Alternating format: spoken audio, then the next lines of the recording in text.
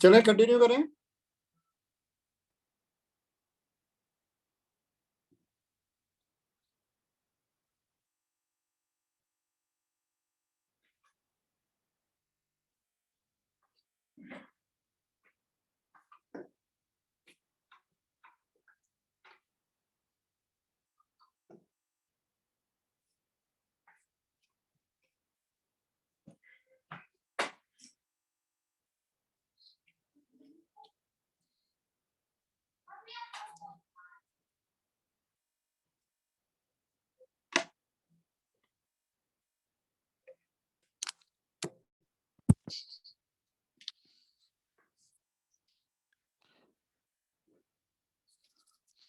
Hello Meraj, am I audible?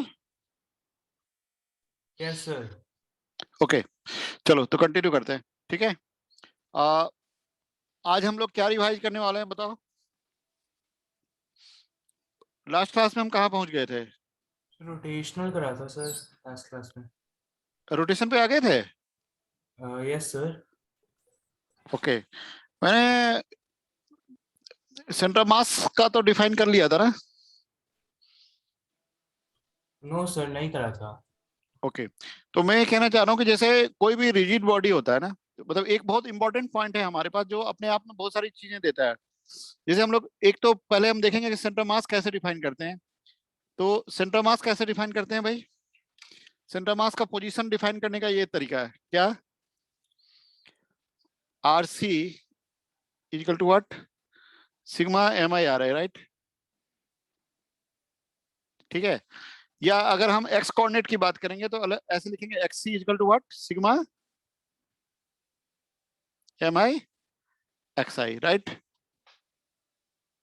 Yes sir. ठीक है, अब यही एक इंपॉर्टेंट पॉइंट ये आ जाता है कि जब अगर हम लोग X C equal to sigma M I X I लिख रहे हैं तो इसका मतलब ये हो गया कि अगर हमारे पास कुछ पार्टिकल्स दिए जाएंगे, उनके पोजीशन दिए जाएंगे, तो सेंटर मास की पोजीशन तो हम बता ही देंगे ना भाई। यस ठीक है, सर। तो जैसे अगर मान लो कोई रिजिड बॉडी है और उसका सेंटर मास हमको पता है, तो हम लोग सिस्टम का सेंटर मास कैसे निकालेंगे? तो जैसे मान लो ये क्वेश्चन मैं पूछ रहा हूँ तुमसे, ठीक है, एक क्वेश्चन ये है, लिख लो a rod of length L is folded at centre to give it L shape. ठीक है, ये मिड पॉइंट है रॉड का, यहाँ हमने फोल्ड कर दिया, तो ये लेंथ कितना हो गया? L/2, ये भी L/2, ठीक है भाई। Yes sir. ठीक है, okay, so what is the center mass of the new shape from M? What is the distance of center mass of new shape from M? क्या बोलेंगे हम लोग? My question is what is the distance of center mass of the new shape from M? यानी M जिसको मैंने corner का नाम दिया, मतलब जो कि मिडिल पॉइंट था उसको मैंने फोल्ड कर दिया तो वो अब कॉर्नर बन गया। Yes sir. तो जो नया डायग्राम बना है उसमें सेंटर मास कितना दूर होगा M से, बता सकते हो? सर L/2 दोनों तरफ नहीं से। नहीं, यही तो सोच के बताना है। तो मेरा क्वेश्चन ये है कि what is the distance of the new centre mass from M, ये क्वेश्चन है।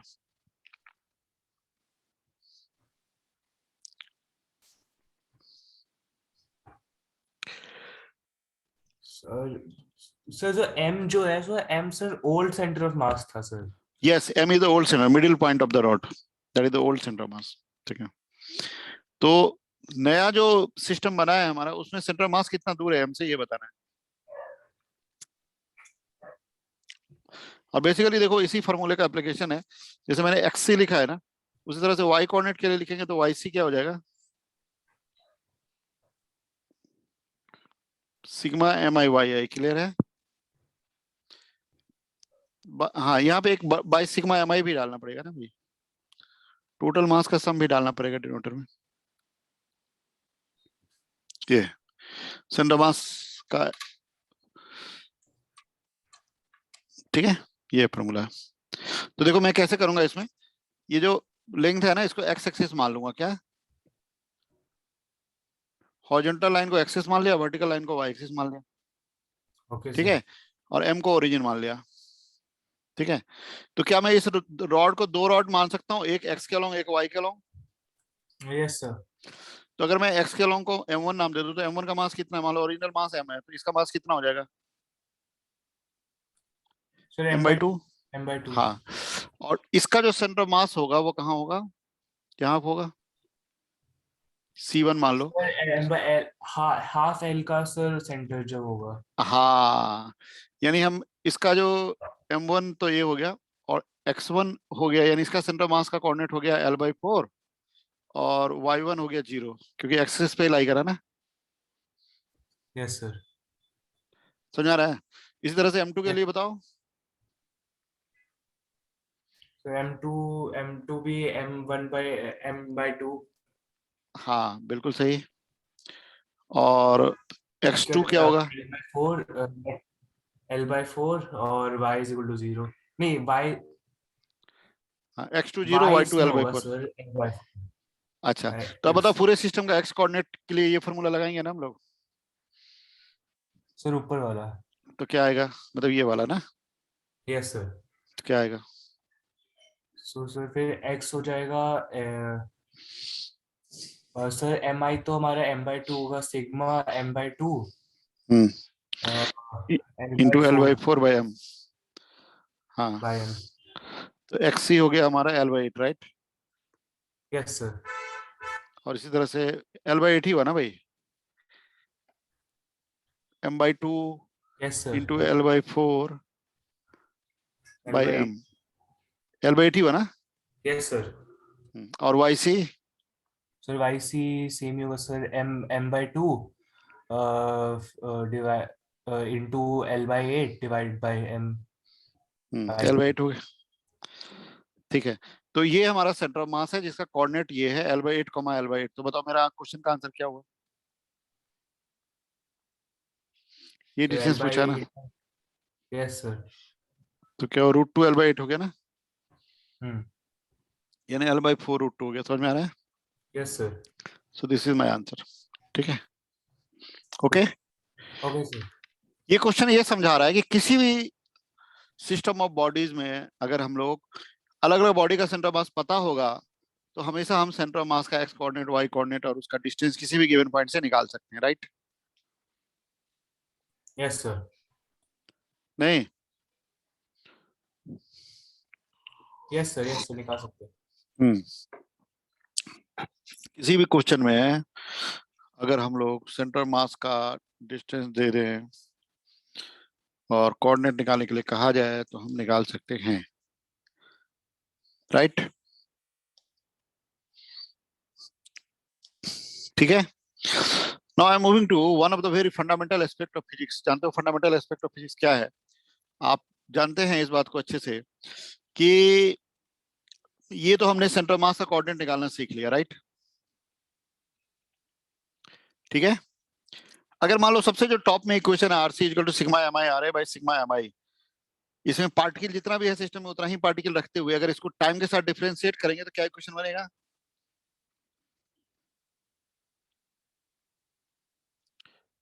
बोलो। ये सर क्या क्वेश्चन को रिपीट कर सकते हैं? जो सबसे ऊपर वाला इक्वेशन है उसको अगर मैं टाइम से डिफरेंशिएट कर दूं तो क्या मिलेगा इक्वेशन?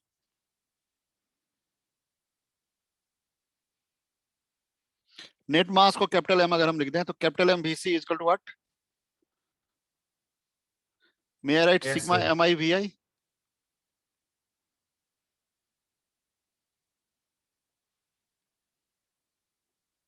समझ में आ रहा है? क्यों यस भाई? सर। जैसे आरसी क्या था, sigma M I R I by net mass था ना। Hello Arpit, can you hear me? Yes sir. Okay, तो देखो आरसी का फॉर्मूला होता है हमारा sigma M I R I by sigma M I, right? Yes sir. तो उसी को अगर मैं डिफरेंशिएट कर दूं और सिग्मा एम आई को मतलब नेट मास को कैपिटल एम से रिप्रेजेंट कर दूं, तो may I write capital M V C equal to what? Sigma M I V I. Yes sir. और एम आई वी आई क्या है? ith पार्टिकल का मोमेंटम है, यानी सिग्मा पी आई भी लिख सकते हैं,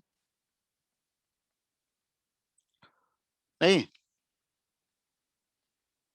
यस यानी कभी भी अगर हमको किसी सिस्टम ऑफ पार्टिकल्स का या रिजिड बॉडी का मोमेंटम चाहिए तो क्या करेंगे?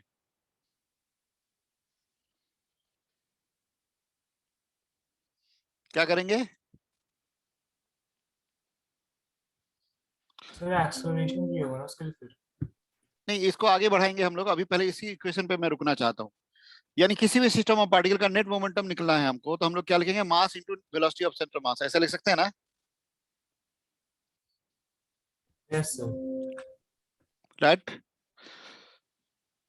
यानी उस सिस्टम ऑफ पार्टिकल का मोमेंटम आप देख लो तो आप बता सकते हो हमेशा कि उसका नेट मोमेंटम क्या होगा। राइट, ठीक है। यहां मैं एक क्वेश्चन पूछता हूं तुमसे, बताओ। A rod of mass M length L is rotating about the vertical axis as shown in the diagram. ये ऐसे घूम रहा है रॉड, एंगुलर वेलोसिटी ओमेगा से घूम रहा है। रॉड का मास क्या है?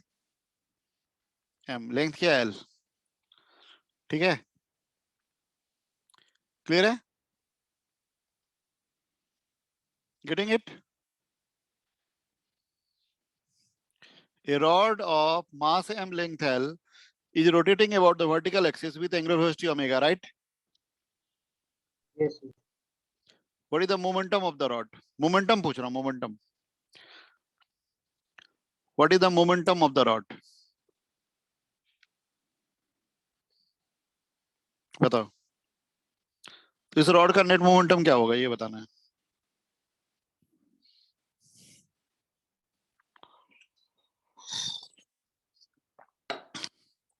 What is the net momentum of the rod? That is the question.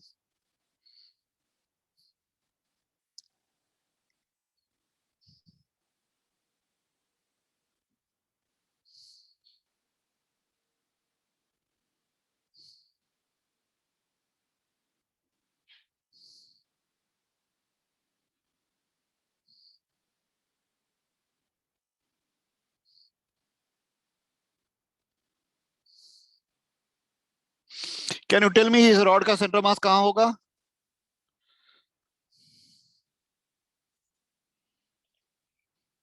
Sir इसका सेंटर होगा सर, सेंटर में। हाँ बिल्कुल, middle किसी में। भी रॉड का सेंटर मास उसका सेंटर ही होता है। यूनिफॉर्म रॉड है, कुछ नहीं दिया तो यूनिफॉर्म ही मान के चलना। तो इसका बताओ एक्सिस से कितना दूर होगा ये? सर एल मतलब आर। L/2 हो गया ना? Yes sir. अरे भाई, टोटल लेंथ अगर L है तो सेंटर कितना दूर है एंड से? L/2।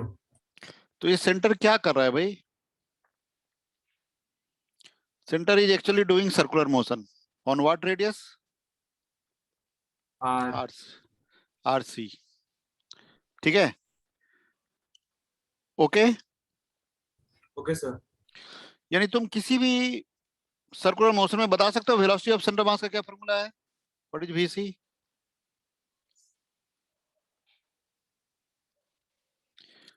सेंटर मास की वेलोसिटी का क्या फॉर्मूला है? VC equal to omega R C होगा ना भाई? Yes sir. तो क्या आ जाएगा?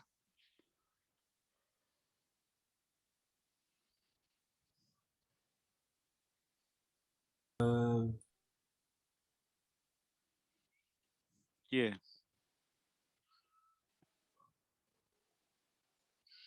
है ना? Yes sir. ओमेगा L/2 हो गया ना? यस सर यही हुआ। तो अभी बताइए मोमेंटम क्या होगा हमारा?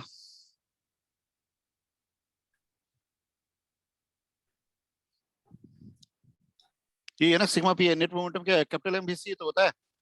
आंसर क्या है? Capital M. कैपिटल एम का मतलब यहाँ पे एम ही दिया हुआ ना, मास ऑफ रॉड। तो mass of rod into omega into L/2 okay sir. आ गया ना भाई? Yes sir. बस खत्म। तो ये सर फॉर्मूला है मोमेंटम का। कभी भी देखो, किसी भी system of particle rigid body का मोमेंटम पूछा जाएगा तो क्या करेंगे आप? Mass into velocity. Velocity of centre mass लिख देंगे। ठीक है भाई? Okay sir. ठीक है, yes sir. Mass into velocity of centre of मास। ठीक है भाई? Yes sir. हाँ। अच्छा, अब एक बात बताइए, अगर मैं इसी इक्वेशन को डिफरेंशिएट करूंगा तो क्या इक्वेशन मिलेगा मुझे? टाइम के साथ एक बार और डिफरेंशिएट करते हैं, क्या इक्वेशन मिलेगा? If the same equation I differentiate once more, what do I get? Sir ये मोमेंटम का डिफरेंशिएट कर रहे हैं सर. हाँ, अभी जो इक्वेशन था उसी को डिफरेंशिएट किया फिर एक बार. सर इसमें तो सर मास कांस्टेंट नहीं है. हाँ, मास कांस्टेंट है ना. VC को टाइम के साथ डिफरेंशिएट करोगे तो AC हो जाएगा ना. Yes sir. तो सिग्मा dpi/dt हो गया ना भाई. सिग्मा pi था ना, तो ये समझ में आ रहा है. सर कैसे हुआ सर, समझ में नहीं आया सर ये वाला. देखो, capital MVC equal to sigma pi था ना. Yes sir. तो अगर मैं टाइम के साथ डिफरेंशिएट करूंगा तो कैपिटल M तो कांस्टेंट है, तो dVC/dt हुआ. Yes sir. तो dVC/dt को ही तो AC बोलते हैं ना. एक्सेलरेशन ऑफ सेंटर मास का मतलब क्या यस. हुआ. हाँ, उसी तरह से उधर सिग्मा pi था तो सिग्मा को तो बाहर ही रख दिया, और हर एक पार्ट को अगर हम डिफरेंशिएट करेंगे तो dpi/dt हो जाएगा ना. यस सर समझ में आ गया सर. अच्छा, dpi/dt का मतलब क्या यस हुआ. सर समझ में आ गया. इसका मतलब ये हो गया कि ith पार्टिकल पे net force.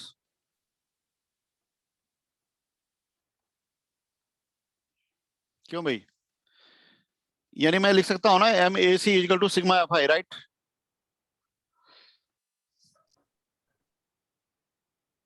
Right. Yes sir. Yes sir. अच्छा, अब एक चीज सोचो. सिग्मा FI जो हो गया, अब इसका मतलब क्या है हमारा. इसका मतलब ये हो गया कि अब हम अलग अलग पार्टिकल को अगर हम देखेंगे तो जानते हो ना, फोर्स को तुम दो कैटेगरी में बांटते हो, इंटरनल और एक्सटर्नल. क्या क्या. Internal external. इंटरनल का मतलब ये होगा जिसको हम सिस्टम ऑफ पार्टिकल कंसीडर कर रहे हैं, आपस में जो फोर्स लगा रहे हैं उसको बोलते हैं इंटरनल, और उनके बाहर से जो फोर्स लग रहा हो उसको बोलते हैं एक्सटर्नल. ठीक है भाई. Okay sir. हाँ, तो इसको मैं दो पार्ट में बांट सकता हूं. दैट इज इक्वल टू, इसी चीज को मैं ऐसे लिख रहा हूं, is equal to sigma FI, sigma FI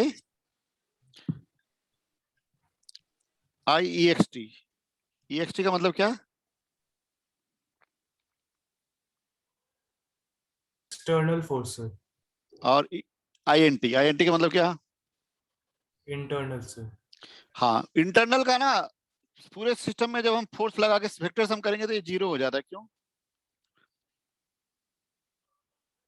sir वो फोर्सेस अपने दे एक्ट ऑन इटसेल्फ हाँ, बॉडी एक्शन रिएक्शन की वजह से कैंसिल आउट हो जाएंगे. यस मतलब जैसे सर. मान लो एक एग्जांपल लेते हैं, मान लो ये चार पार्टिकल मेरे सिस्टम में 1 2 3 4. ठीक है. तो 1 अगर 3 अगर 1 पे कोई फोर्स लगा रहा है तो जितना फोर्स 1 3 पे लगा रहा है उतना ही फोर्स 3 भी 1 पे लगाएगा, है ना. Yes sir. तो कभी ये फोर्स अगर कंसीडर हुआ तो जब हम 1 को कंसीडर करें तो ये फोर्स लेना पड़ता है, जब हम 3 को कंसीडर करें तो ये भी तो लेना पड़ेगा. तो ये दोनों मिलकर क्या हो जाएंगे. इक्वल एंड अपोजिट फोर्स तो नेट जीरो दे देंगे ना. समझ में आ रहा है. यस सर समझ में आ रहा है सर. इसी तरह से आप जो भी पेयर लेंगे सब एक दूसरे को कैंसिल कर देंगे तो जीरो ही आ जाएगा. समझ में आ रहा है. Yes sir. तो इसका मतलब अब सारे एक्सटर्नल फोर्स के सम को नेट एक्सटर्नल फोर्स कहते हैं. क्या बोलते हैं. सो कंक्लूजन ये आ गया भाई. देखो, ये रिजल्ट की तरह लिख सकते हो. MAC equal to what. F external net. ठीक है भाई. Yes sir. इसका मतलब क्या होगा, अगर मान लो सिस्टम पे बाहर से कोई फोर्स ही ना लगे तो एक्सेलरेशन ऑफ सेंटर ऑफ मास क्या रहेगा. जीरो. Yes sir. और अगर एक्सटर्नल फोर्स जीरो हो जाए तो सेंटर मास का एक्सेलरेशन जीरो हो जाएगा. सेंटर मास का एक्सेलरेशन जीरो हो जाएगा यानी सेंटर मास की वेलोसिटी चेंज नहीं करेगी, यानी सेंटर मास का BC कांस्टेंट हो गया. Yes sir. और सेंटर मास का वेलोसिटी अगर कांस्टेंट हो गया तो इसका क्या मतलब हुआ. इसका मतलब पूरे सिस्टम का मोमेंटम कांस्टेंट हो गया. इसी को कंजर्वेशन ऑफ मोमेंटम बोलते हैं. कांस्टेंट है. हाँ, लिख लो इस बात को, इस कंक्लूजन को लिख लो. बड़ा इंपॉर्टेंट लॉ है फिजिक्स का, कंजर्वेशन ऑफ मोमेंटम इसको बोलते हैं. लिख लो, लिखो, लिखो. इन absence of net external force,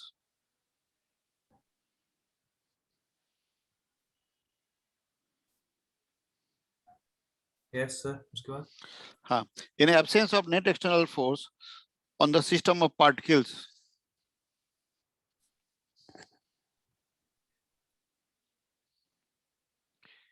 AC is equal to 0,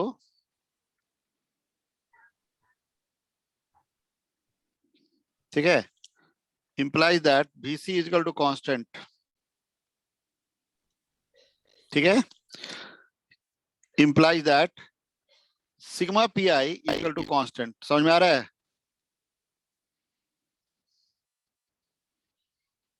Right? In absence of external, AC is equal to 0, implies VC is equal to constant, implies sigma pi is equal to what?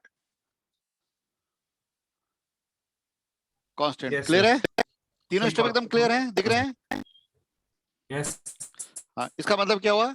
The momentum of the system remains conserved. What is the meaning of this? It means momentum of the system remains conserved. ठीक है? Sir. Yes, sir. This is called, conserved. हाँ, this Momentum is conserve हो called, जाता है. हाँ, इसी को बोलते हैं principle of conservation momentum. This is Okay, called sir. Principle of conservation of momentum. यानी ये तीनों एक ही चीज को कहने के अलग अलग तरीके हैं. AC 0 होगा तो VC कांस्टेंट होगा और मोमेंटम कांस्टेंट रहेगा. ठीक है भाई?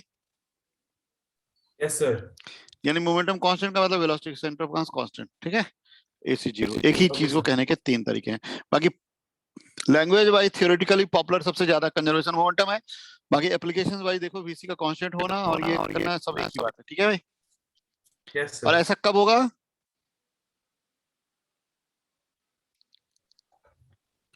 जब एक्सटर्नल फोर्स, acceleration 0 की और velocity constant हाँ, ये सब कब होगा? जब एक्सटर्नल फोर्स ना हो. राइट? होगी. हाँ, जब Yes, बाहर sir. से फोर्स नहीं लग रहेगा तो ये बात हम हमेशा बोल पाएंगे. राइट? Yes, sir. ठीक है. अच्छा ये बताओ, अगर एक्सटर्नल फोर्स नहीं लग रहा है तो इसका मतलब VC कांस्टेंट है? नहीं, बाहर से फोर्स नहीं लगेगा तो VC कांस्टेंट होगा ना भाई.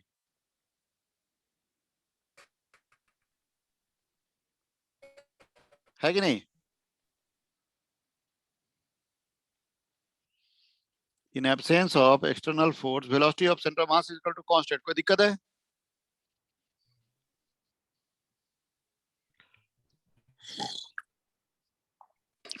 नहीं ना?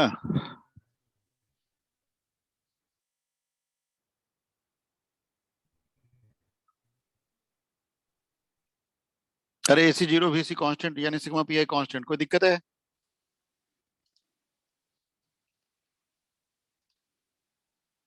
चलो कनेक्शन गैप हो गया.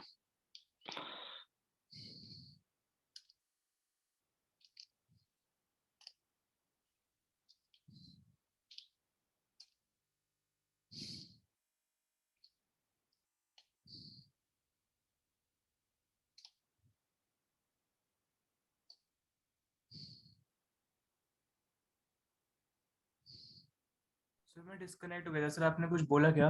हाँ हाँ, मैं ये कह रहा हूँ AC 0 का मतलब हो गया velocity constant of mass constant.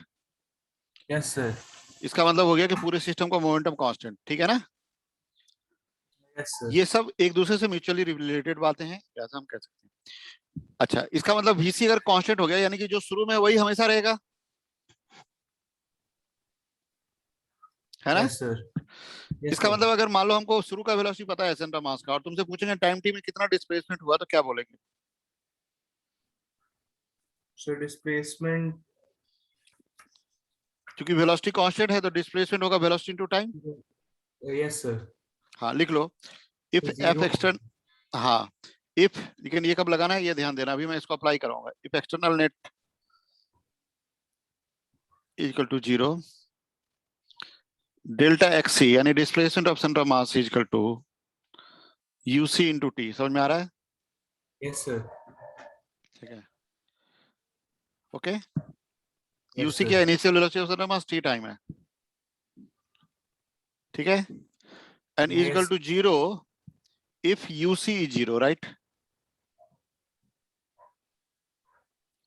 यानी सेंटर मास डिस्प्लेस नहीं होगा अगर इनिशियल वेलोसिटी ऑफ सेंटर मास 0 है तो. ठीक है? Yes sir. हाँ, यानी खाली आपस में अगर मूवमेंट हो रहा है तो ये बातें हम बोल पाएंगे. राइट? Yes sir. यहाँ पे एक क्वेश्चन करते हैं, देखो कभी भी अगर खाली आपस का फोर्स हो, आपस का फोर्स का मतलब दो ऑब्जेक्ट के बीच में अगर ग्रेविटेशनल फोर्स लग रहा है तो क्या वो आपस का फोर्स कहलाएगा? नहीं नहीं सर, नहीं, मतलब खाली आपस का ग्रेविटेशनल फोर्स लग रहा है, मतलब एक मास दूसरे पे ग्रेविटेशन लगा रहा है, दूसरा पहले पे लगा रहा है, बाकी बाहर से कोई और फोर्स नहीं लग रहा है, तो क्या इसको इंटरनल बोलेंगे कि एक्सटर्नल बोलेंगे? सर इंटरनली बोलेंगे सर। हाँ, लेकिन अगर उसी में बाहर से, जैसे मान लो दो पार्टिकल का सिस्टम है और अर्थ भी कोई फोर्स लगा रहा है, अर्थ हमारे सिस्टम में नहीं है मान लो, तो तो फिर फिर अर्थ जो वेट सर लगा रहा है उसको एक्सटर्नल बोलेंगे कि इंटरनल बोलेंगे? External sir. हाँ, तो ये ध्यान देना है कि इंटरनल का मतलब हुआ कि सिस्टम के पार्टिकल आपस में फोर्स लगा रहे हैं, तो उसको हम इंटरनल बोलेंगे, राइट? Yes sir. हाँ, तो यहाँ पे मैं एक क्वेश्चन पूछूं तुमसे। Yes sir. हाँ, तो एक क्वेश्चन ये है, देखो there are two spheres of radius r and 2r, ठीक है, and initial separation between their centres is, initial separation between their centres is 9r, कितना है? 9r। हाँ, their masses are also m and 2m, मतलब मास भी ऐसा ही है, क्या है? Mn2n। हाँ, ठीक है, okay, they start from rest towards each other, ठीक है, अंडर म्यूचुअल अट्रैक्शन फोर्स, ठीक है, यस सर। मतलब एक दूसरे का एक अट्रैक्शन फोर्स की वजह से वो एक दूसरे के करीब आने लग गए, ठीक है। ओके। हाँ, what is the displacement of smaller mass when it strikes with other mass? शुरू में बिल्कुल रेस्ट पे थे, what is the displacement of smaller mass when it strikes with the other mass? ठीक है भाई, ये बताना है आपको, what is the displacement of smaller mass when it strikes the other mass?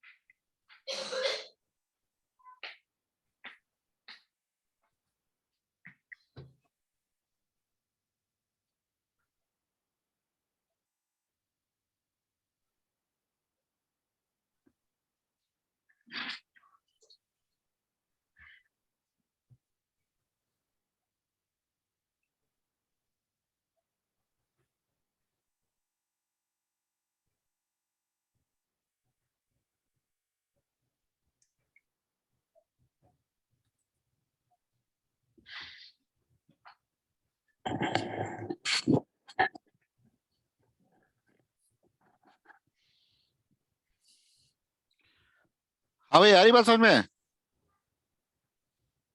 Yes sir, sir मैं कर रहा हूँ सर। हम्म।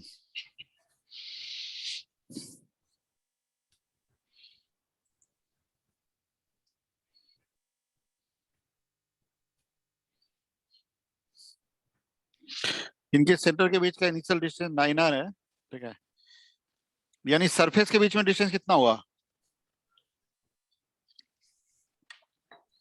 सर 9 आ रही होगा सर। नहीं नहीं, सेंटर के बीच में है ना, जब टकराएंगे तो सरफेस टकराएगा ना भाई, ये पॉइंट इससे टकराएगा ना। 9r minus r/2r। नहीं नहीं, मैं क्या कह रहा हूँ कि जैसे ये टकराएगा तो ये वाला पॉइंट इससे टकराएगा ना भाई, यस सर। तो इनके बीच में क्या डिस्टेंस होगा? 9r माइनस r और माइनस 2r, यानी 6r है ना, यस सर। यस सर, वही बोल रहा था। ठीक है। Yes sir. हाँ, तो अब ये मान लेते हैं अगर x1 गया टकराने से पहले और ये x2 गया, ठीक है, x2 आया, तो x1 प्लस x2 क्या होगा?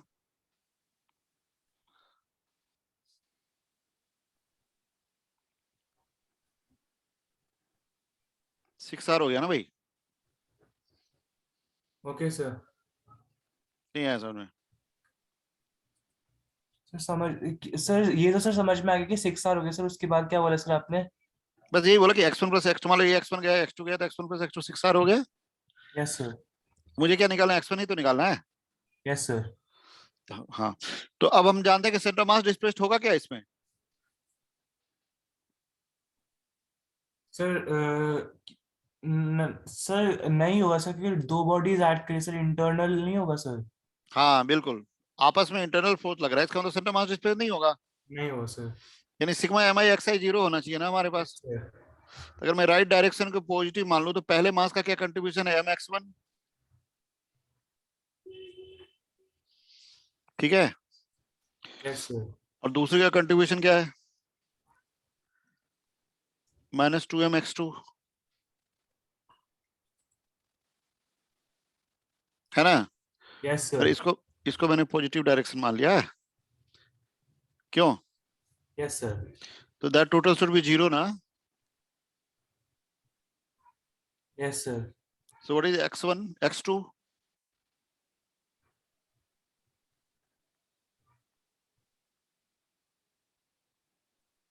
x1 y2 ऐसे बोल सकते हैं ना? क्या भाई? Yes sir. अब मैं अगर x1 निकालना चाहता हूँ तो इस पहले वाले ऊपर वाले रिलेशन में x2 को x1 y2 रख दूंगा और सॉल्व कर लूंगा, तो क्या आएगा?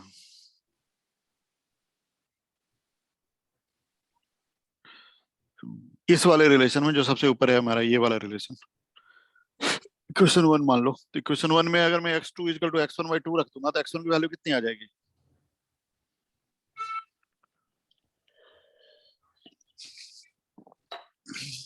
कितनी आ जाएगी?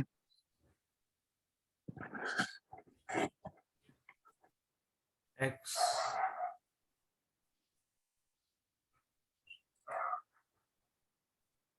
देखो, x1 by 2 यहाँ रख दिया और x1 ऑलरेडी है, तो 3x1 by 2 equal to 6r आ गया।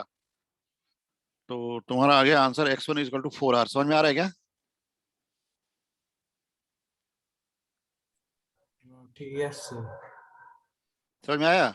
Yes sir. देखो अब इसमें देखो कुछ पार्ट तो कैलकुलेशन है और कुछ कॉन्सेप्ट्स हैं। तो कॉन्सेप्ट अगर हम देखें तो एक ही कॉन्सेप्ट मैंने यूज किया है इसमें। क्या यूज किया है? सेंट्रल मास डिस्प्लेस नहीं होगा, यानी m1 x1 minus m2 x2 equal to 0, राइट? यस और सर। m2 चूंकि 2m है तो ये हो गया। ये फंडामेंटल फिजिक्स का कॉन्सेप्ट ये है। बाकी ऑब्वियसली क्वेश्चन हम लोग सॉल्व जब करेंगे फिजिक्स के कॉन्सेप्ट के अलावा जो थोड़ा थोड़ा मैथमेटिक्स है वो भी लगाना पड़ेगा ना हमको। Yes sir. यानी एक बात मुझे फंडामेंटली समझ में आ गई कि किसी भी सिस्टम ऑफ पार्टिकल पे अगर बाहर से या सिस्टम ऑफ बॉडीज पे एक्सटर्नल फोर्स अगर नहीं है तो हमारा velocity of centre mass change नहीं होता है। और ऐसे केस में अगर इनिशियल वेलोसिटी ऑफ सेंटर मास 0 है तो सेंटर मास का कोई डिस्प्लेसमेंट नहीं होगा, राइट? Yes sir. और ऐसे केस में अगर हमको रिलेटिव डिस्प्लेसमेंट पता है तो इंडिविजुअल डिस्प्लेसमेंट बता ही सकते हैं, नहीं? Yes sir.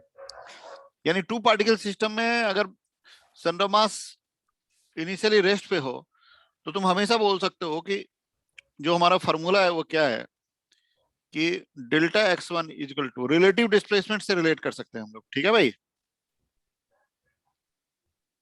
जैसे यहाँ रिलेटिव डिस्प्लेसमेंट कितना है? 6r है। क्या है रिलेटिव डिस्प्लेसमेंट? क्या है? कांस्टेंट। हाँ, नहीं, टोटल 6r है ना रिलेटिव डिस्प्लेसमेंट। Yes sir. दोनों के सरफेस शुरू में 6r दूर थे, बाद में टकरा रहे हैं, तो रिलेटिव डिस्टेंस 6r हुआ ना भाई? Yes sir. Yes sorry. हाँ, तो अगर मैं सेंटर ऑफ मास का डिस्प्लेसमेंट निकालना चाहूंगा, ठीक है,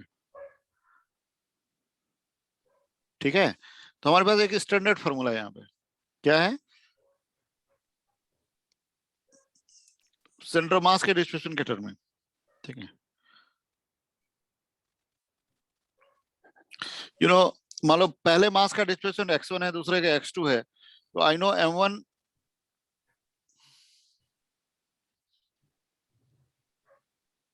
x1 plus m2 x2 equal to 0। मतलब अगर मैं एक ही डायरेक्शन में दोनों डिस्प्लेसमेंट मान लूं तो यही बोलूंगा ना भाई? क्यों? Okay sir. सेंटर मास के डिस्टेंस फॉर्मूला ये होगा ना, m1 x1 plus m2 x2 bye m1 plus m2, तो ये हो गया, ये डेल्टा x1 लिख दो, अगर x1 x2 डिस्प्लेसमेंट है ना। Yes sir. हाँ, और डेल्टा xr क्या होगा? Delta xr is x1 minus x2, right?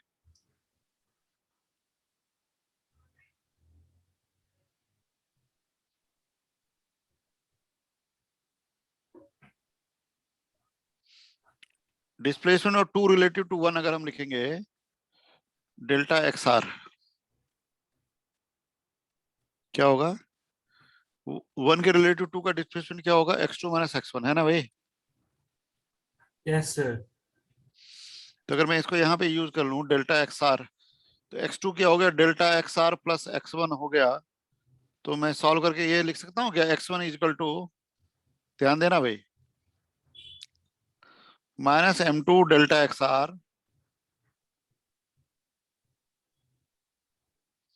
Bye m1 plus m2, right?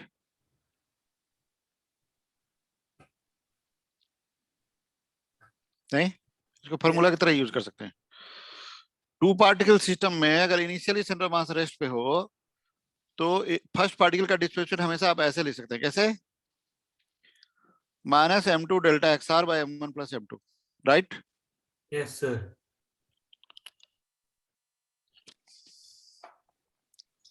2 particle system में अगर 2 पार्टिकल सिस्टम की बात कर रहे हैं और सेंटर मास का डिस्प्लेसमेंट अगर नहीं हो रहा है, तो फर्स्ट पार्टिकल का डिस्प्लेसमेंट आप ऐसे लिख सकते हैं, नहीं? Yes sir. इस क्वेश्चन में अगर हम लोग देखेंगे तो डेल्टा xr माइनस 6r है, m2 2m है, और m1 प्लस m2 3m है। तो क्या आया? x1 कितना आ गया? डेल्टा xr हो गया माइनस 6r, इसके रिलेटिव ये 6r लेफ्ट साइड में आया, यस सर। m2 हो गया 2m, और m1 प्लस m2 3m, रख दो, कितना आ रहा है? x1 प्लस 4r आ रहा है ना भाई? Yes sir. तो वही है, मतलब ये इसका अगर 2 पार्टिकल सिस्टम में सेंटर मास डिस्प्लेस नहीं, तो इस फॉर्मूले को हमेशा यूज कर सकते हो तुम, ठीक है? Okay sir. ठीक है, ओके। तो ये कुछ बातें हो गई, और हमारे पास आता है जैसे कई बार ना एक बहुत फेमस सा प्रॉब्लम होता है, ठीक है, मैन एंड प्लैंक सिस्टम वाला प्रॉब्लम, ठीक है? Yes we sir. Have a famous problem of the system of man and plank. Man and plank system का क्या है? जैसे मैन एक प्लैंक पे है और वो कुछ दूर गया, तुमसे पूछेंगे प्लैंक का कितना डिस्प्लेसमेंट हुआ या मैन का कितना डिस्प्लेसमेंट हुआ, तो इस टाइप के क्वेश्चन कैसे करेंगे हम लोग? ठीक है, ओके, इसी कॉन्सेप्ट का प्रॉब्लम है, राइट? Yes sir. हाँ, मैं एक क्वेश्चन दे रहा हूँ तुमको, बताओ। ओके, देखो,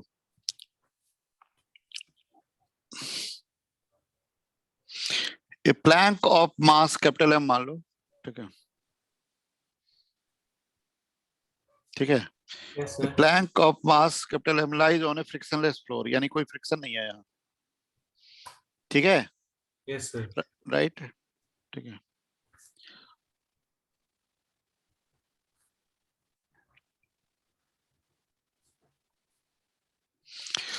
राइट, ठीक है। Yes sir. A man of mass small m, ठीक है, moves relative to the plank by distance l towards right, ठीक है, right? Yes sir. A man of mass small m, ठीक है, moves relative to the plank by distance l towards right, clear है? Yes sir. What is the displacement of plank in the process? ये चीजें दी गई हैं तुम्हें question में, information की तरह 3 बातें दी गई, स्मॉल m दिया हुआ, कैपिटल M दिया हुआ, l दिया हुआ, बताओ। What is the displacement of plank in the process?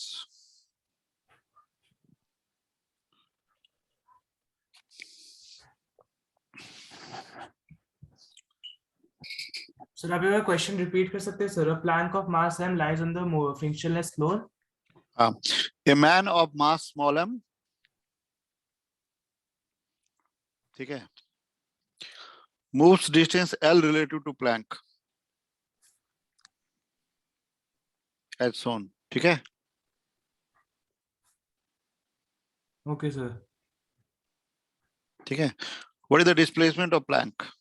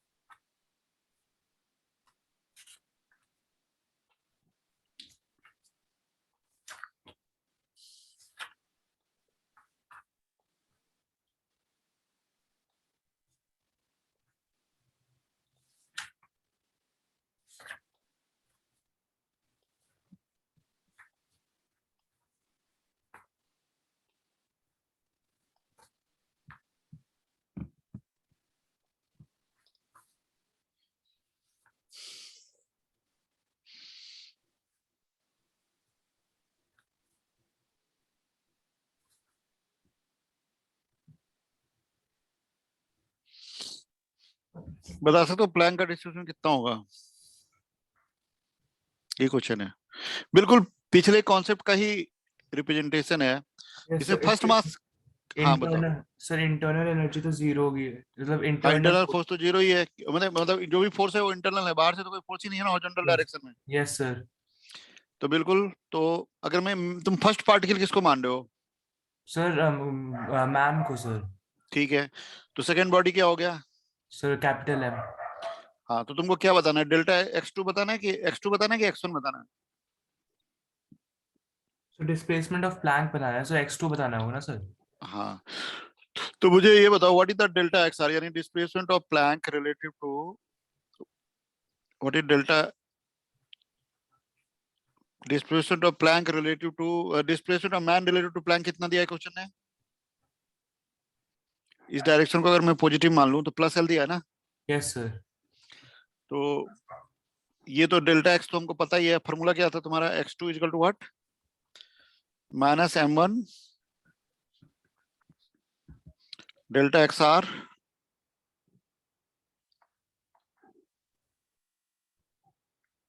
Bye m1 plus m2, यही था ना? क्यों भाई, है कि नहीं? ठीक है ना भाई, यस सर। यही था ना फॉर्मूला? Yes sir. x1 लिखते तो यहाँ पे m2 डालते, और x2 लिखेंगे तो यहाँ m1 डालेंगे, नहीं?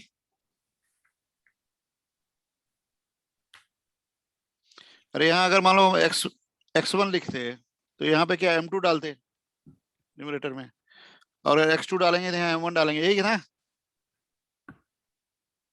Yes sir. तो अब लगाइए, अब क्या आ रहा है?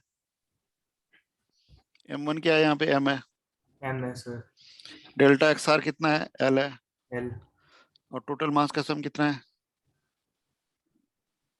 M plus small M plus M. बस, तो आंसर क्या है वो तुम्हारा? So if I ask you what is the displacement of Planck, your answer is minus ml by m plus m. Minus का मतलब ये हुआ Planck किधर जाएगा भाई? लेफ्ट साइड में सर। राइट? Yes sir. हाँ, तो यही है हमारा एनालिसिस। ठीक है। Yes sir. हम्म, सर 2 मिनट सर, मैं ये लिख लेता सर, 2 मिनट रुक जाओ। हाँ बिल्कुल लिख लो, बिल्कुल लिख लो।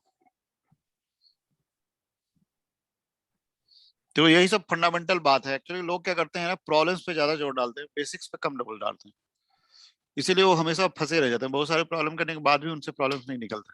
ठीक है, बेसिक्स पे जोर ही नहीं डालते। ठीक है, यही छोटी छोटी बातें जो है ना, वही फिजिक्स कहलाती है। ठीक है, लोग सोचते हैं कि फॉर्मूला रट लिया तो फिजिक्स हो गया, ऐसा नहीं है।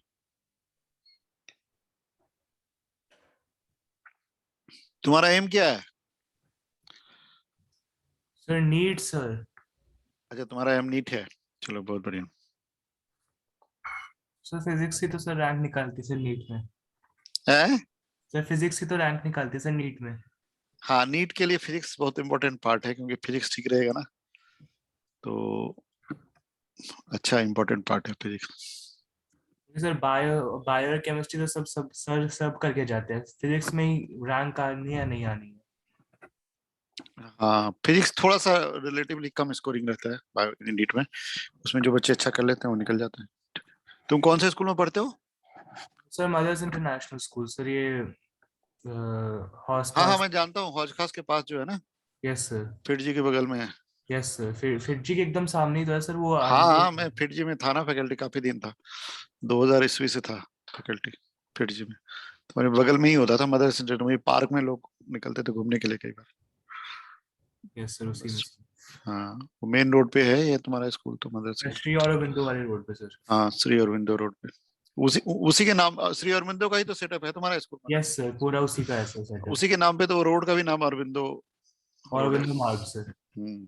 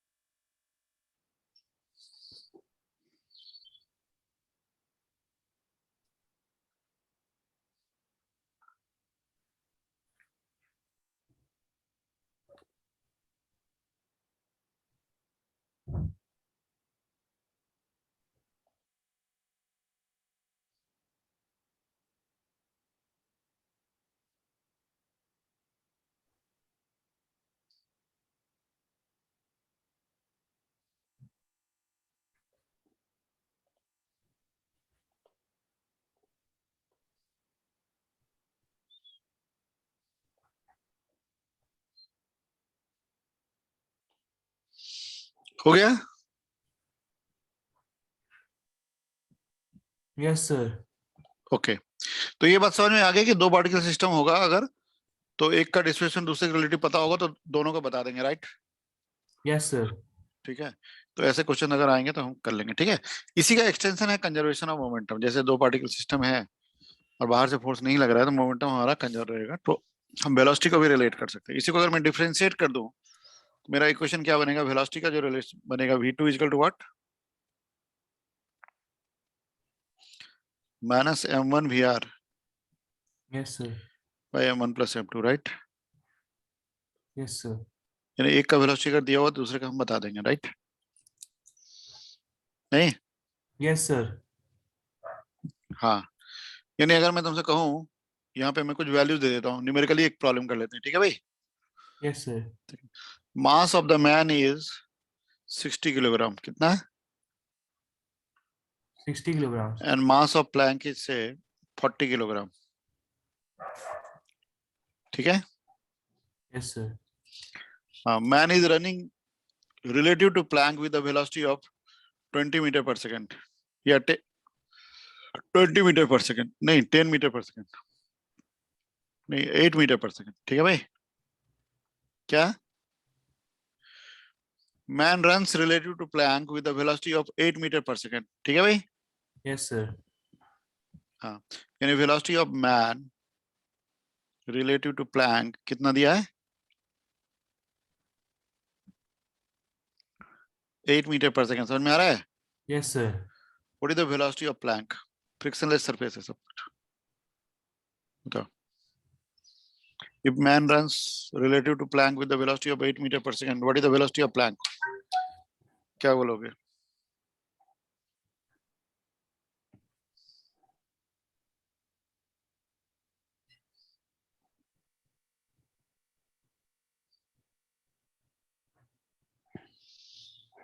If man runs relative to Planck with a velocity of 8 meter per second, what is the velocity of Planck?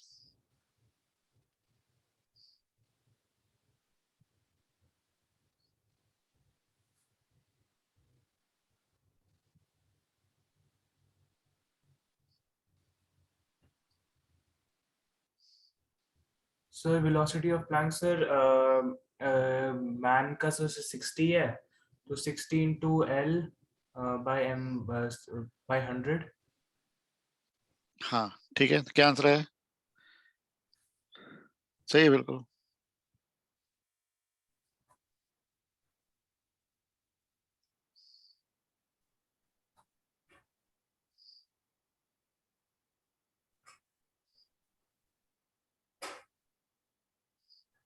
3/5 L sir. नहीं, एल क्यों आएगा भाई? इस फॉर्मूले में वेलोसिटी निकाल लेना, ये हाँ. फॉर्मूला यूज करना है, v2 equal to minus M V one V R by M one plus M two. Yes sir. Yes, sir. तो यहाँ पे हो गया -60 इंटू रिलेटिव वेलोसिटी दे ही हुआ 8/100, तो क्या आ गया?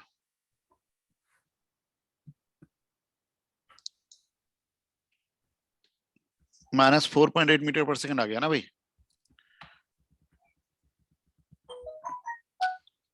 क्या Yes sir. समझ में आ रहा है?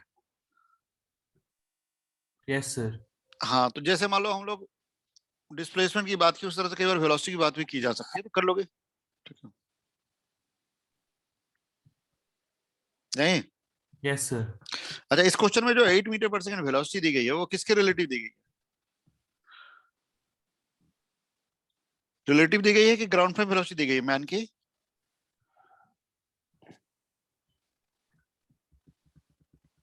बोलो। सर क्या था सर क्वेश्चन, वापस रिपीट कर इस सकते हैं? क्वेश्चन में जो 8 मीटर पर सेकंड की वेलोसिटी दी गई है वो मैन की किसके रिलेटिव दी गई है? ग्राउंड के रिलेटिव कि प्लैंक के रिलेटिव? Sir Planck. प्लैंक के। तो can you tell me in this question what is the velocity of man in ground frame?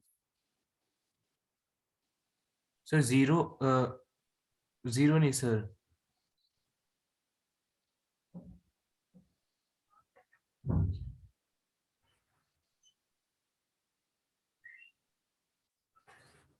Sir zero ही होगा सर.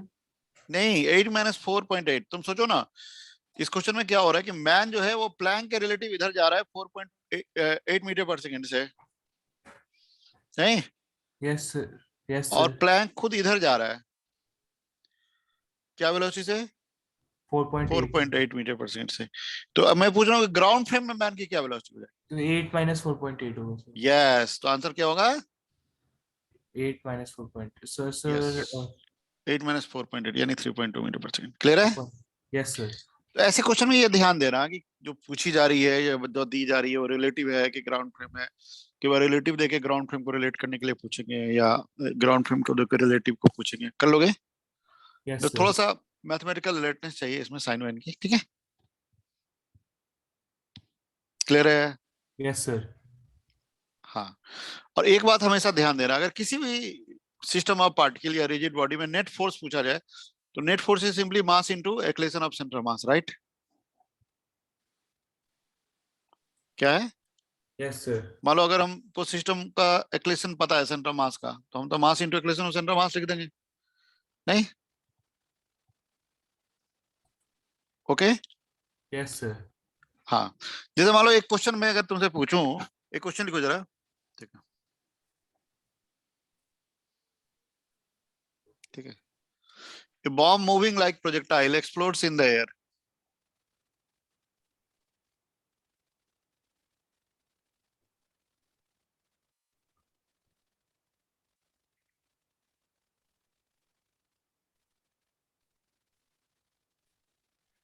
लिख रहे हो?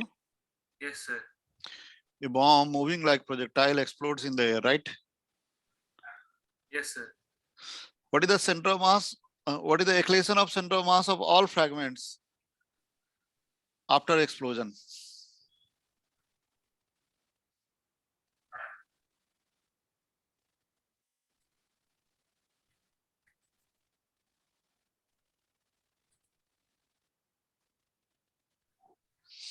A bomb moving as projectile explodes in the air.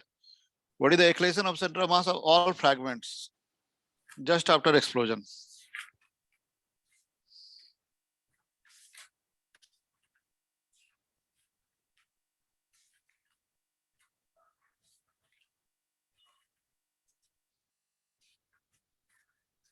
क्या answer है भाई?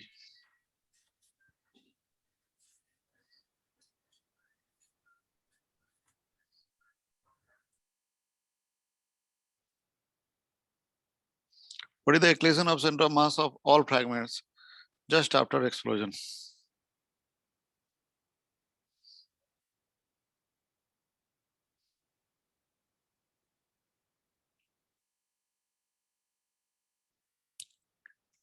सोच रहे हो? यस सर, मैं सर कर रहा हूँ।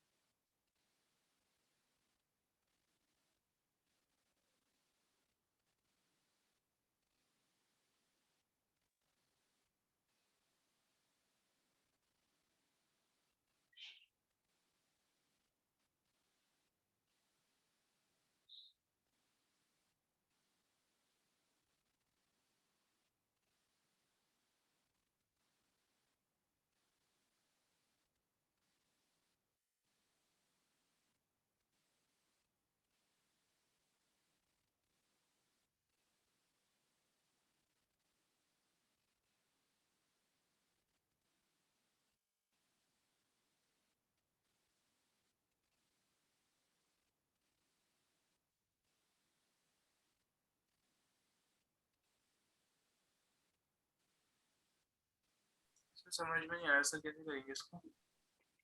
देखो ये क्वेश्चन क्या कह रहा है कि जैसे एक प्रोजेक्टाइल जब जा रहा है, प्रोजेक्टाइल की तरह जब मान लो मास, टोटल मास m है, कैपिटल M है, ठीक है? ठीक है। ओके, तो उस पे बाहर Yes, से sir. क्या फोर्स लग रहा है? mg लग रहा है ना? mg लग रहा है ना, वर्टिकली डाउनवर्ड वेट ही तो लग रहा है। Yes sir. तो एक्लेशन क्या g है ना?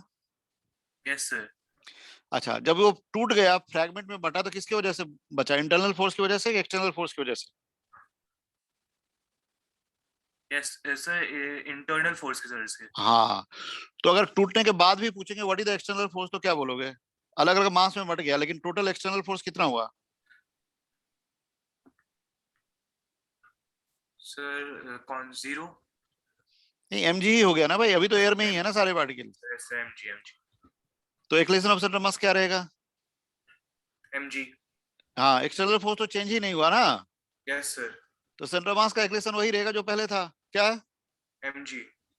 जी। तो नहीं, mg तो नेट फोर्स हो गया, एक्लेशन क्या बोलोगे? mg by m, M G by M. यानी सेंटर मास का एक्लेशन ठीक है। एक्सप्लोजन के बाद भी अगर पूछे what is the acceleration of centre mass, तो कोई चेंज होगा? नहीं सर। नहीं चेंज होगा। इसका मतलब क्या हो गया? इन सारे फ्रैगमेंट का जो सेंटर मास होगा उसका मोशन वही होगा जो पहले था। सर मतलब सेम ही एक्सेलरेशन होगी जो पहले थी। हाँ, इसका मतलब इन सारे फ्रैगमेंट का जो सेंटर मास होगा उसके मोशन में कोई फर्क नहीं आएगा। पड़ेगा? नहीं आएगा सर। नहीं पड़ेगा, यानी वो ऐसे मूव करेगा जैसे कंबाइंड मास, सेंटर मास वैसे ही मूव करेगा जैसे कंबाइंड मास मूव करता है। अब अलग अलग फ्रैगमेंट हो चुके हैं, लेकिन उनके सेंटर मास का मोशन वही होगा जो कंबाइंड मास का होता है, राइट? Yes sir. लिख लो, ठीक है, लिख लो इस बात की पूरी कहानी को, लिख लो, इसको कई बार यूज किया था क्वेश्चन में, लिखो, ठीक है, लिखो। If a projectile explodes in the air,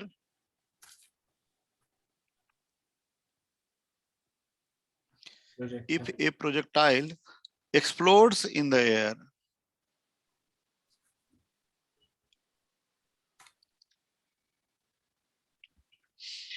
if a projectile explodes in the air, yes sir. center mass of all fragments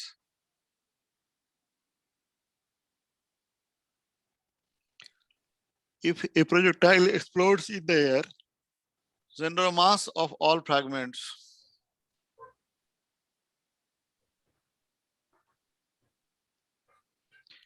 if a projectile explodes in the air, center mass of all fragments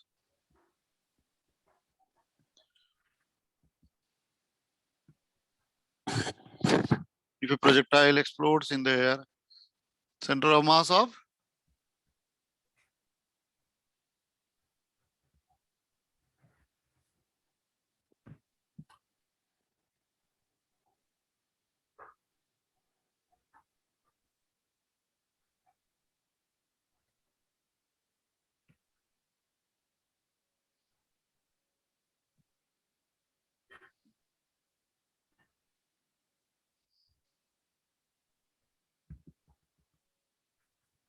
लिख लिया? Yes, sir. If a projectile explodes in the air, center of mass of all fragments follow the same path as combined mass would have followed. ठीक है? As combined mass would have followed.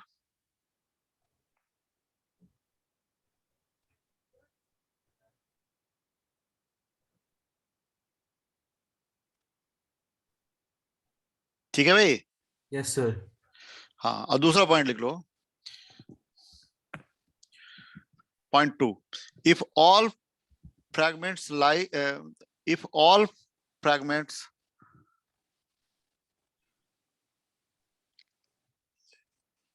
come to ground simultaneously,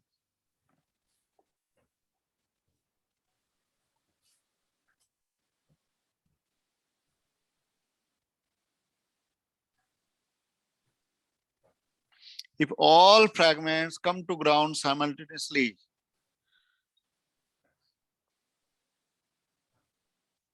लिख रहे हो? Yes, sir. If all fragments come to ground simultaneously, Yes, sir. ठीक है, center of mass corresponding to point of landing, as center of mass corresponding to point of landing, center of mass corresponding to point of landing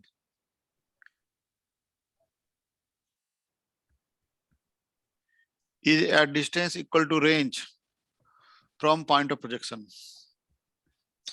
Center of mass corresponding to point of landing is at distance equal to क्या? Range from the point of landing. Clear है? Yes, sir.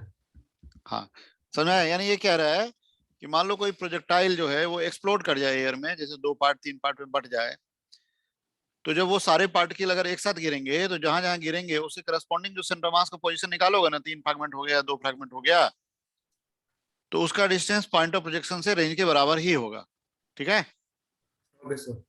क्यों ऐसा होगा? क्योंकि explode करने के बाद भी सभी का जो सेंटर मास है वो तो वही पथ फॉलो कर रहा है ना, तो सेंटर मास तो वहीं गिरेगा जहां गिरना चाहिए. Yes, sir. ठीक है? इसको कई बार ना प्रॉब्लम में यूज करते हैं. ठीक है? Yes, sir. इस कॉन्सेप्ट को वो कई बार प्रॉब्लम में यूज करते हैं, तो इसलिए मैंने तुमको लैंग्वेज में लिखवा दिया. इसको अप्लाई कैसे करना है, एक क्वेश्चन में अप्लाई करें इसको. लेकिन अप्लाई करने से पहले मैं थोड़ी सी बात तुमसे चाहूंगा. प्रोजेक्टाइल को लेकर कुछ याद है? रेंज वेंज का फॉर्मूला याद है? Yes, sir. Range का sir formula sir.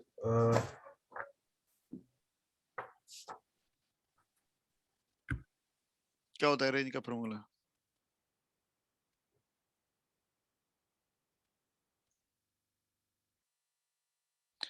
You square sine 2 theta. U square by G होता है ना sir range. नहीं, रेंज होता है U square sine 2 theta by G. Yes, sir. U square sin 2. Yes, sir. Yes, sir. Okay? Yes, sir. क्या होता है? U square sin 2 theta by G. हाँ, ठीक है. Hmm. ओके, इसको मैं एक क्वेश्चन में अप्लाई करना चाह रहा हूँ. करूँ? Yes, sir. ठीक है, देखो. ए projectile is throne with speed. Yes, sir. A projectile is thrown with speed of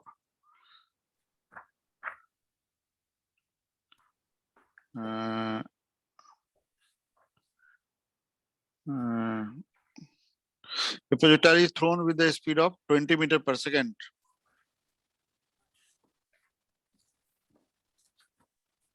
ठीक है? Yes, sir. At an angle of 45 degree with the horizontal. ठीक है? Sir, a projectile is thrown with a speed of 20 meter per second at an angle of 45 degree with the horizontal. ये 20 नहीं कर दो, 10 कर दो. 10. Okay, sir. कितना? 10 meters per second. हाँ. At an angle of what? 45 degrees. हाँ. Okay. Yes, sir. At the highest point, it breaks in 2 fragments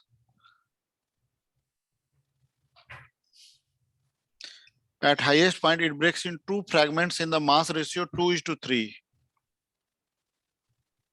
ठीक है, यस सर, इस रेशियो में बढ़ जाता है, जो भी मास रहा होगा 2:3 में बढ़ गया। ठीक है भाई। यस सर, हाँ, the lighter fragment just falls vertically downward.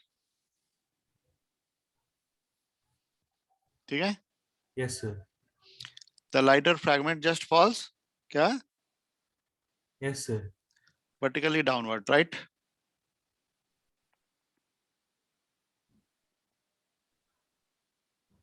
Right. Yes sir, हाँ,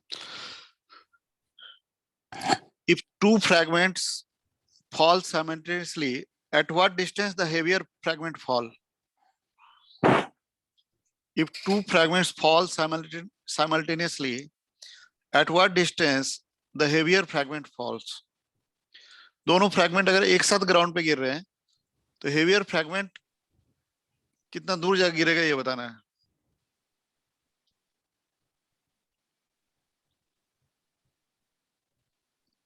ठीक है भाई, ओके। Yes sir.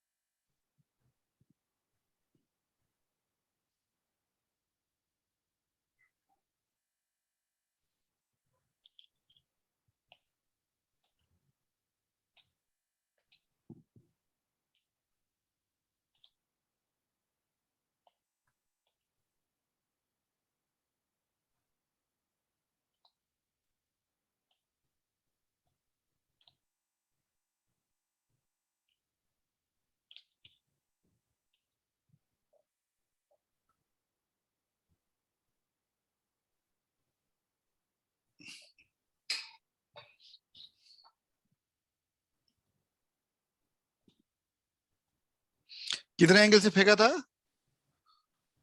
सिर्फ 45 डिग्रीज। हाँ बिल्कुल सही।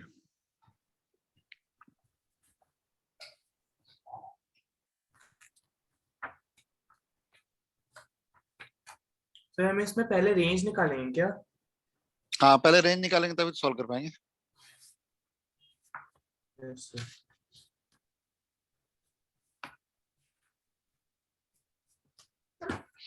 क्योंकि जो दो फ्रैगमेंट गिरेंगे ना उनका सेंटर मास रेंज के बराबर डिस्टेंस पे ही गिरेगा, ये कह रहा है क्वेश्चन, यस सर। है ना। तो पहले रेंज निकालेंगे तब तो हम निकाल पाएंगे ना।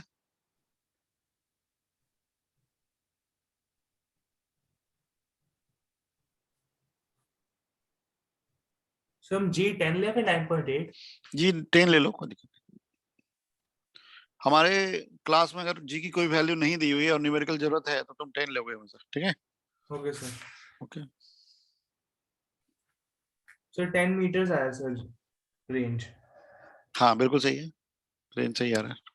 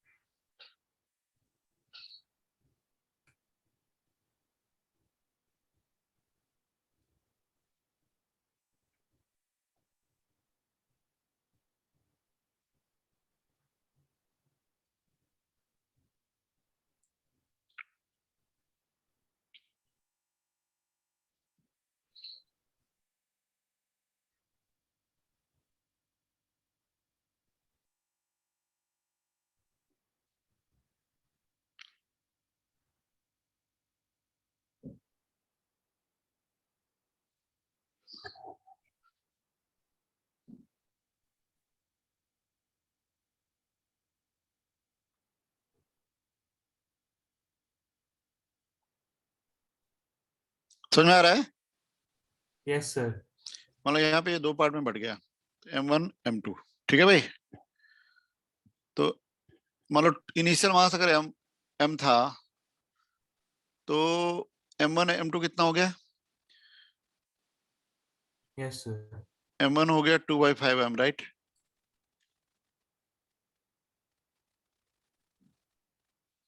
नहीं, यस सर। और M2 हो गया 3/5M, क्लियर है?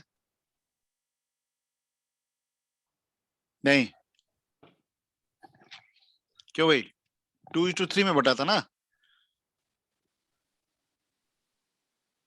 किस रेशियो में बटा था?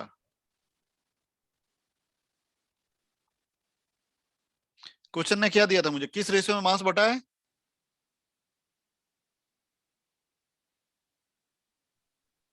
2:3 में ना? Yes sir.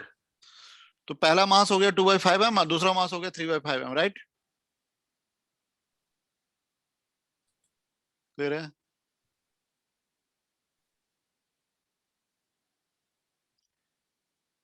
ये समझ में आ रहा है ना? Yes sir. तो ये क्या कह रहा है, क्वेश्चन कह रहा है कि जो हाईएस्ट पॉइंट पे एक्सप्लोजन हुआ, तो एक्सप्लोजन के बाद जो लाइटर मास है वो सीधा वर्टिकली गिर गया, यानी उसके जस्ट नीचे गिर गया। Yes sir. तो प्रोजेक्टाइल में तुम जानते हो कि हाईएस्ट पॉइंट का हॉरिजॉन्टल डिस्टेंस क्या होता है? रेंज का आधा होता है ना? R here is 10 metre, calculate किया था ना तुमने अभी? Yes sir. तो हॉरिजॉन्टल डिस्टेंस जो हाईएस्ट पॉइंट का होता है वो R/2 ही तो होता है ना भाई? Yes sir. तो इसका मतलब M1 पॉइंट ऑफ प्रोजेक्शन से कितने दूर जाके गिरा है?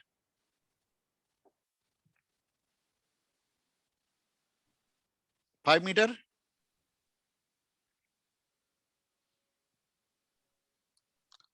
क्लियर है? Yes sir. हाँ। और सेकंड मास कितना दूर गिरा है ये पता नहीं है मुझे, x2 मान लिया मैंने, लेकिन ये पता है कि इन दोनों का जो सेंटर मास है कितना दूर जाके गिरना चाहिए?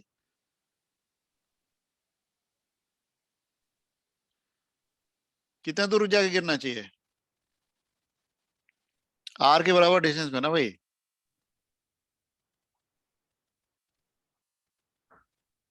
क्या? Yes sir. हाँ।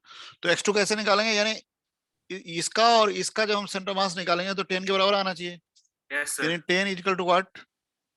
M1 5 प्लस M2 x2, समझ में आ रहा है? Yes sir. Bye M1 plus M2, यानी नेट मास M। क्लियर है? Yes sir. M1 is what? 2/5M, तो रख दो इसको और सॉल्व करो, तो x2 कितना आ रहा है इससे? इसको अगर मैं सॉल्व कर लूंगा तो x2 क्या मिलेगा मुझे, जरा देखो।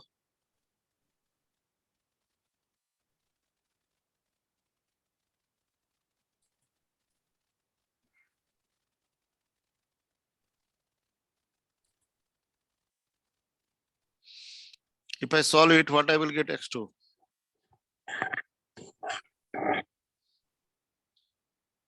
क्या मिलेगा?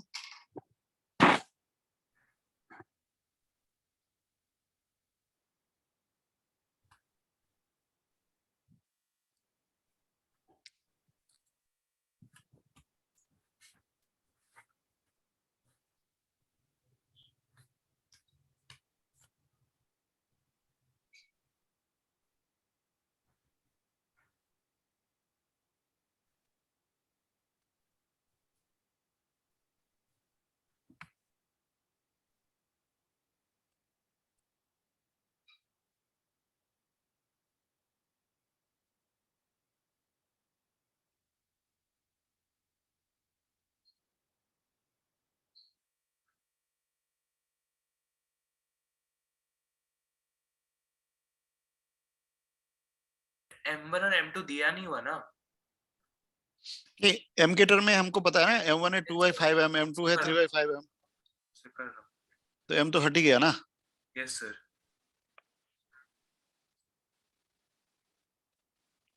m1 है क्या 2/5m और m2 है 3/5m, तो m तो हट ही जाएगा। Yes sir.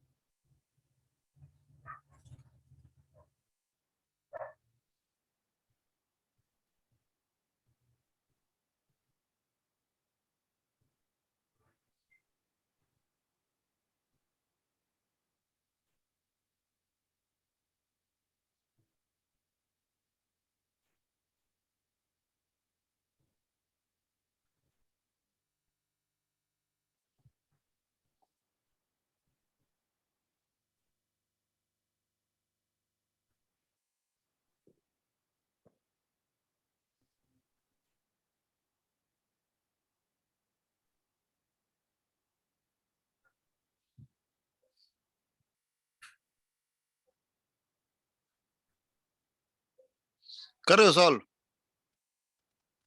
Yes sir. क्या है x2?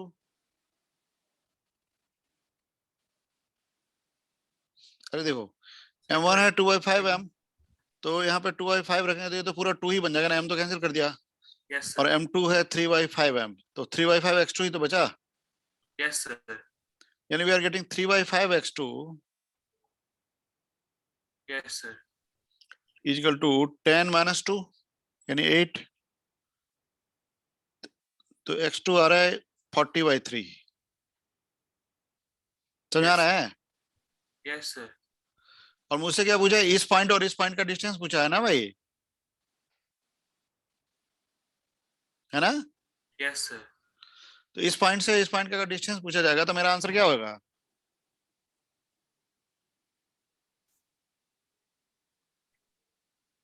40/3 - 5 यानी 25/3। नहीं आया सर में, सर समझ में आ गया सर। एक्चुअली मुझे x2 - 5 पूछा हुआ है ये yes distance.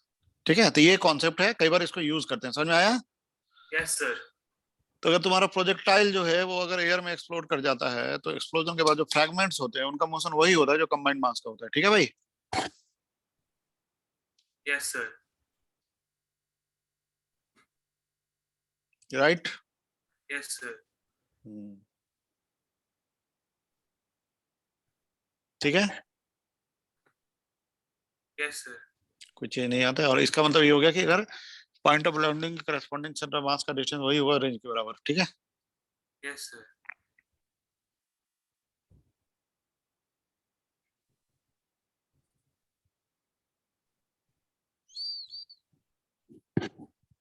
Done. Yes sir.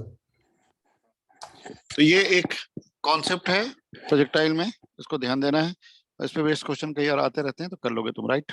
ठीक है, ओके। तो ये हो गया हमारा सेंटर मास। एक बस एक क्वेश्चन और बता दो मुझे, ठीक है? आज के लिए इतना ही रहेगा। ठीक है, एक क्वेश्चन बस बता दो।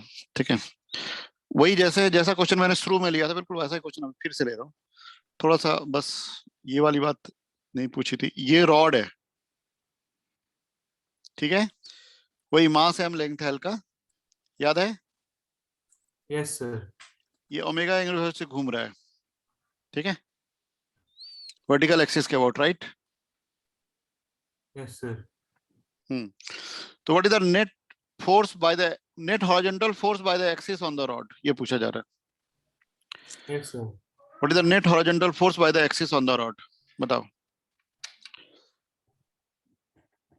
What is the net horizontal force by the axis on the rod? Conceptual question है, आसान है।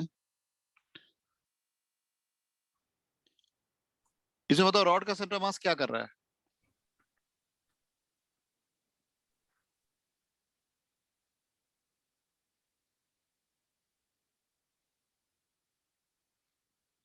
रॉड का सेंटर मास बताओ एंड से कितना दूर पे, अगर मैं एंड को ओ नाम दे दूं तो ओ से कितना दूर है?